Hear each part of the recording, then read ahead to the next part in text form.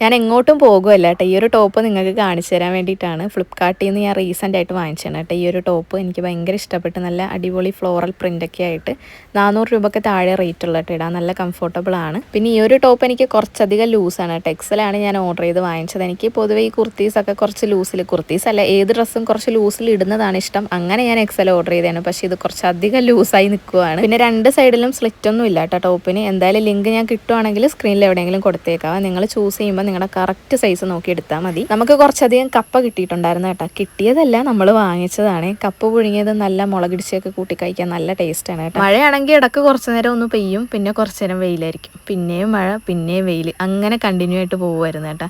അപ്പോൾ ഉമ്മ കപ്പയൊക്കെ കഴുകി വൃത്തിയാക്കി വെക്കുന്നുണ്ട്. നമ്മൾ തലേ ദിവസം കുറച്ച് എല്ല് വാങ്ങിച്ചിട്ടുണ്ടായിരുന്നു, അപ്പോൾ അത് കറി വെച്ചായിരുന്നു. അങ്ങനെ കപ്പ പുഴുങ്ങിയിട്ട് ആ എല്ലിലോട്ട് ഇട്ട് മിക്സ് ചെയ്തെടുത്ത്, എല്ല് വാങ്ങിച്ച് രാവിലെ കറി വെച്ച് ഷിനാജിന് അങ്ങനെ കൊടുത്തു വിട്ട്. അത് കഴിഞ്ഞിട്ടാണ് നമ്മൾ കപ്പ വാങ്ങിച്ചത്. പിന്നെ പുഴുങ്ങി രണ്ടും കൂടെ മിക്സ് ചെയ്തെടുത്തൊരു കപ്പ ബിരിയാണി ആക്കി. അങ്ങനെ അതൊക്കെ റെഡി ആയി കഴിഞ്ഞപ്പോഴത്തേക്കും ഞങ്ങൾ രണ്ടുപേരും കൂടെ ഫുഡ് കഴിക്കാനായിട്ട് ഇരുന്ന്. ഉമ്മ കുറച്ച് കഞ്ഞിയും പിന്നെ എല്ലും കപ്പയും കൂടെ കുഴച്ചതായിട്ടാണ് കേട്ടോ കഴിച്ചത്. ഞാൻ പിന്നെ കുറച്ച് ചോറും പിന്നെ ആ കപ്പ പുഴുങ്ങിയതിൻ്റെ, അതായത് എല്ലിലോട്ട് ഇടുന്നതിന് മുമ്പ് കുറച്ച് ഞാൻ മാറ്റി വെച്ചായിരുന്നു എനിക്ക് ഉള്ളിയും മുളകായിട്ട് കഴിക്കാൻ വേണ്ടിയിട്ട്. അപ്പോൾ കുറച്ച് കപ്പയും കുറച്ച് ചോറും പിന്നെ ബീട്രൂട്ട് ഉപ്പേരിയും കുറച്ച് മോര് കറി ഉണ്ടായിരുന്നു. ഈ ബീഫിൻ്റെ എല്ലാം ഒന്നും ഞാനങ്ങനെ കഴിക്കാറില്ല കേട്ടോ. അതുകൊണ്ടാണ് എല്ലാം കപ്പയും കൂടി ഇട്ട് ഉടച്ചത് കഴിക്കാഞ്ഞത്. ബീഫാണെങ്കിലും കറി വെച്ചാൽ അതിൻ്റെ ചാറ് കൂട്ടും, ബിരിയാണി വെച്ചാൽ അതിൻ്റെ റൈസ് കൂട്ടും, അങ്ങനെയാണ് കേട്ടോ. ഞാൻ ബീഫ് കഴിക്കാറില്ല എന്ന് 1-2 വീഡിയോസിലൊക്കെ പറഞ്ഞപ്പോൾ ഇങ്ങനെ കമൻസിൽ ചോദിച്ചിട്ടുണ്ടായിരുന്നു അലർജി ഉള്ളത് കൊണ്ടാണെന്ന്. അലർജി ഉള്ളത് കൊണ്ടൊന്നും അല്ല കേട്ടോ. എനിക്ക് എന്തോ ആ ബീഫിൻ്റെ ഒരു ആ ചൊവ പിടിക്കാത്തതുകൊണ്ടാണ്. ചോറ് കഴിച്ചു കഴിഞ്ഞപ്പോഴത്തേക്കും ചെറുതായിട്ട് മഴ പെയ്യാൻ തുടങ്ങി. അപ്പോൾ ഉറക്കത്തിൻ്റെ ഒരു മൂഡ് വന്നു കേട്ടോ. അപ്പം ഞാൻ പോയി കുറച്ച് നേരം കിടന്നുറങ്ങി.